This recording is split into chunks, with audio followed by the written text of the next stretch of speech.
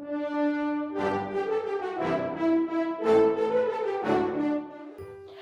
everyone, I'm Deanna. I'm usually found at reception and visitor engagement, but today I get to guest on Holidays at OMC, and I'm going to talk to you about my favorite Christmas tradition, and it's the goose feather Christmas tree. And you probably thought I was going to talk about a wrench or a tool or something that you hung from the Christmas tree. Well, that's not so. I'm going to talk to you about this tree because it's what the prosperity of the oil fields brought to our area. Now, these little trees started in Germany. In 1845, in Germany, they were suffering from deforestation.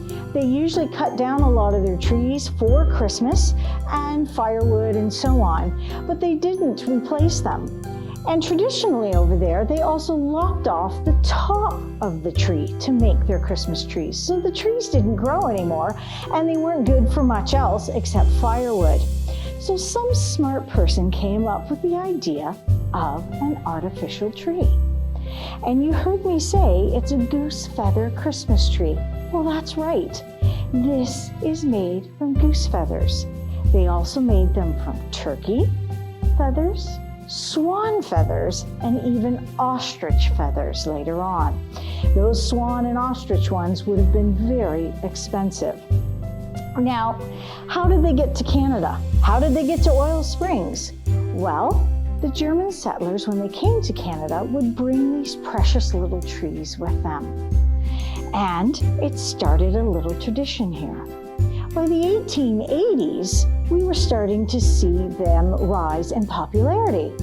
And a lot of that is due to, guess who? Hello, Queen Victoria. She, with her husband Albert, of course, brought the German tradition of the Christmas tree, and they started to popularize this little tree and others like it. But the tree really started to take off in 1913, and that's because of the Sears Roebuck catalog.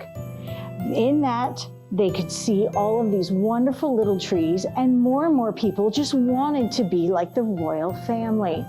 So they too started to buy these trees. These trees stayed popular up until about the 1920s. And in the 20s, they started to wane a little bit. Then by the 30s, their popularity really started to fall off. But don't worry, Montgomery Ward, the competitor to Sears, started to brand their own version of these trees, and they started to do some little changes to them. Now, traditionally, like our little tree, they had a round base. And traditionally, that base was usually white or a bland kind of color. Montgomery Ward upped the game. They decided that they were going to add things like berries and card holders, and if you can find one, they even had little candle holders on them, so you could put tiny little taper candles on them and light it. But it didn't save our little tree. By World War II, they disappeared from our landscape. And that's because, well, guess who we were fighting? So they disappeared, and in the 50s, well, everything really changed, and we started getting tinsel trees and so on, and these just became passé. So this lovely little Victorian tradition is my favorite Christmas tradition here at OMC.